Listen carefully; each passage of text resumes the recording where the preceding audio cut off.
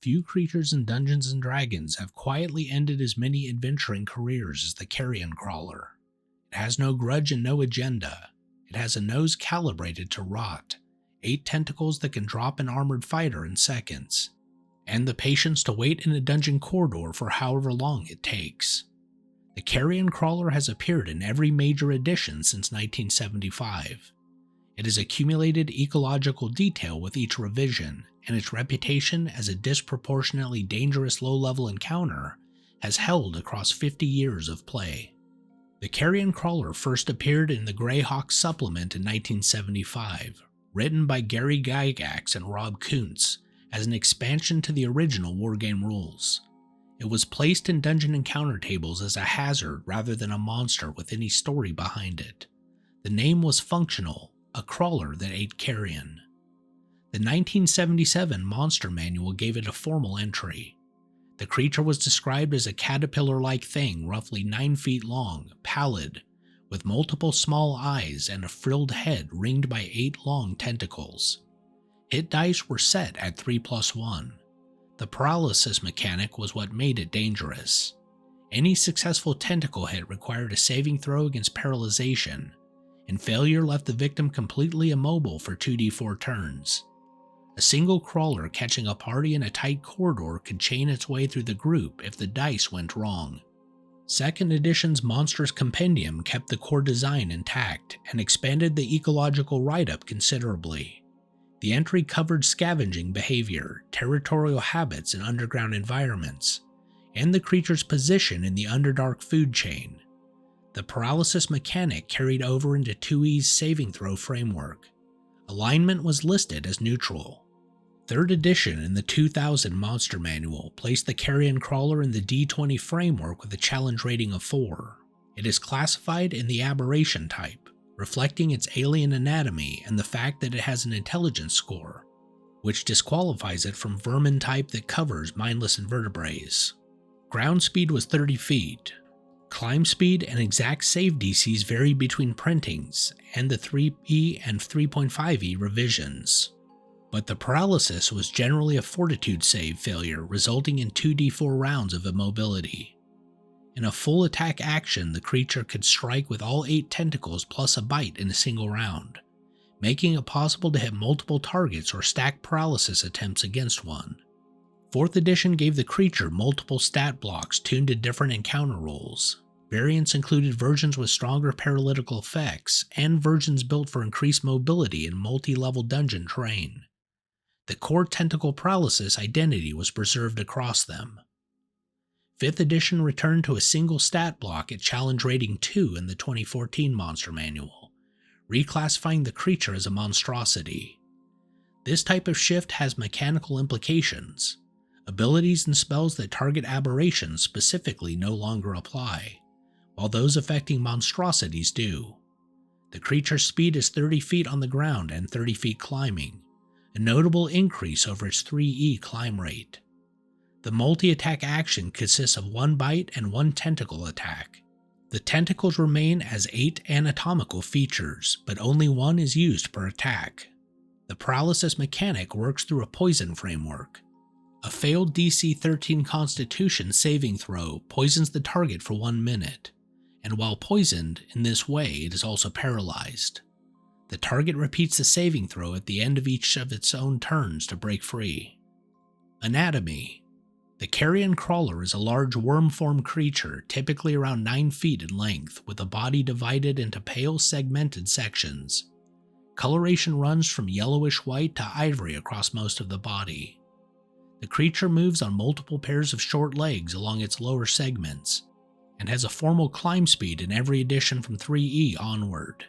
It moves across walls and ceilings as readily as it crosses a flat floor, which is a baseline movement property, not a special ability. In a dungeon with any vertical dimension conventional defense positioning, the front rank holding a choke point does not account for an approach from the ceiling. The head is large relative to the body, broad and rounded when viewed from the front.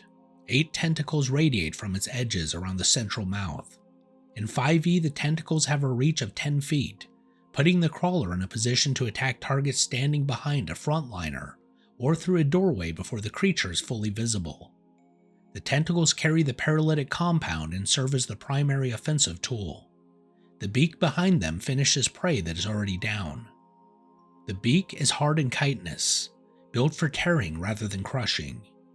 The carrion crawler's preferred food is partially decomposed flesh, which requires less mechanical force to consume than fresh tissue. It can inflict serious damage on living targets when pressed. The creature has multiple small eyes and dark vision to 60 feet in 5e. Its primary active sense is chemical. It tracks the gases produced by organic decomposition across considerable distances in still underground air and can detect the presence of living creatures at closer range through scent. It also possesses tremorsense to 60 feet, which registers movement through ground vibration. A creature that is motionless, silent, and upwind is not necessarily hidden from it. The floor gives it away. The paralytic toxin. The tentacles deliver a fast-acting paralytic compound on contact. The toxin blocks motor signals between the brain and the voluntary muscles without affecting consciousness or sensation.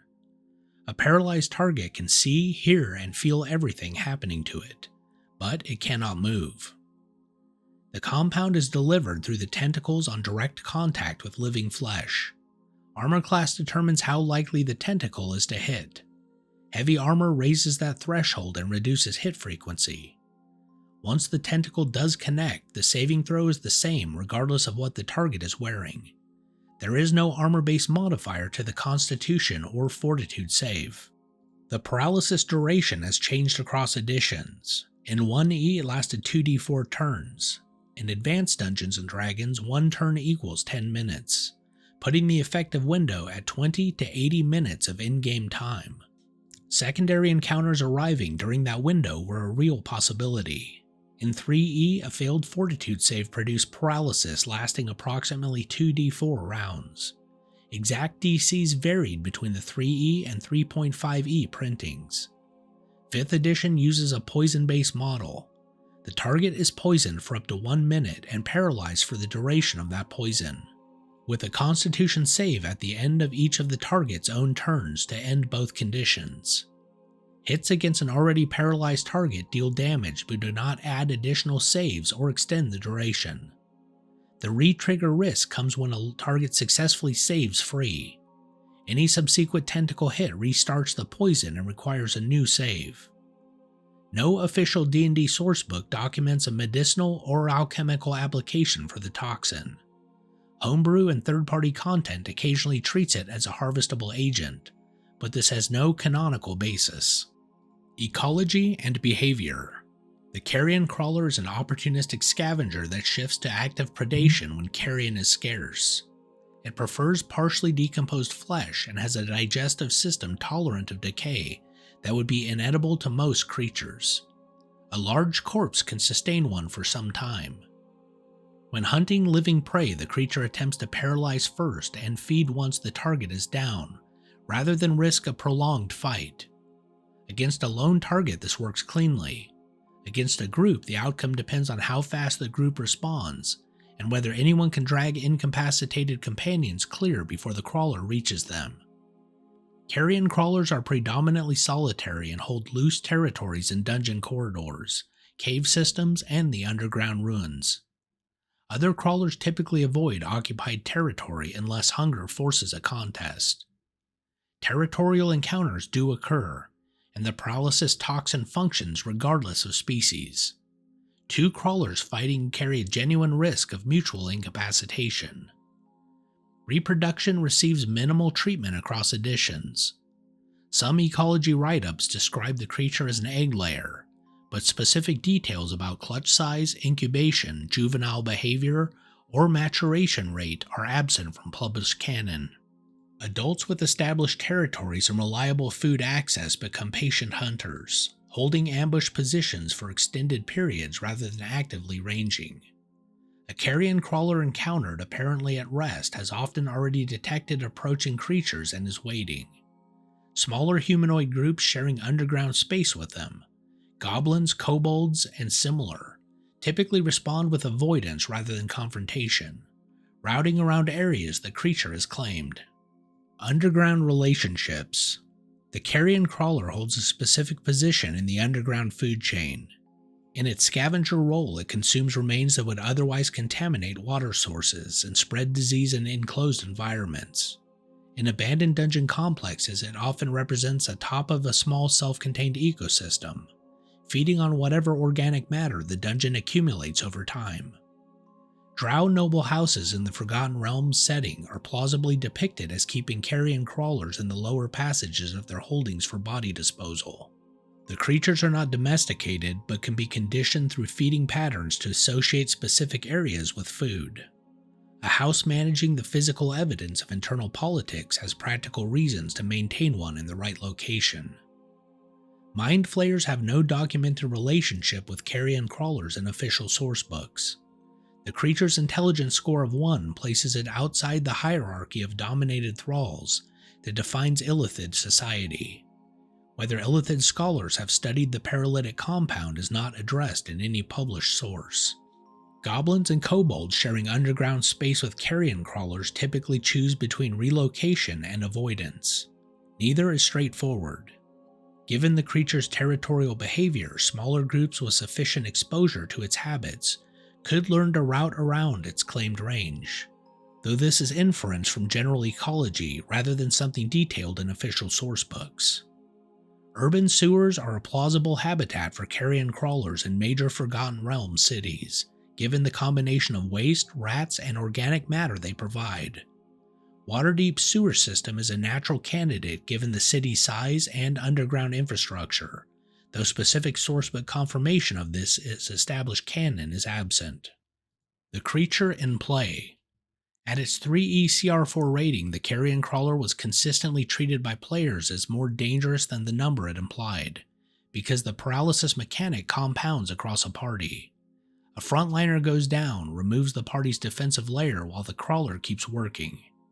A single crawler in a narrow corridor has ended many campaigns.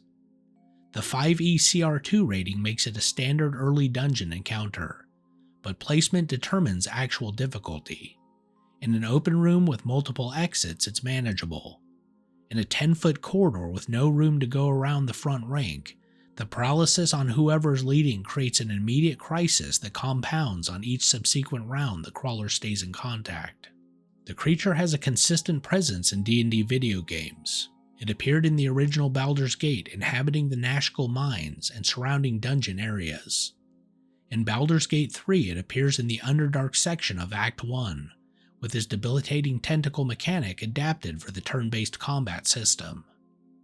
In published D&D fiction, the carrion crawler tends to appear as background detail, rather than a central threat. The kind of creature a veteran adventurer mentions in passing, something cleared out of a cellar or encountered in a mine. The creature does not pursue vendettas or collect treasure. Its danger is the paralysis mechanic in enclosed spaces against a party that has no ready answer for it. Variants and non-canon derivatives. Third-party sourcebooks and optional rules have introduced variants of the carrion crawler with modified paralysis effects or additional offensive capabilities. None of these have been standardized across official editions, and most dungeon masters treat the core published stat block as authoritative. The creature's wall-climbing capability suits it to enclosed environments like Spelljammer ship corridors and derelict hulks, where carrion from ship combat would provide reliable sustenance.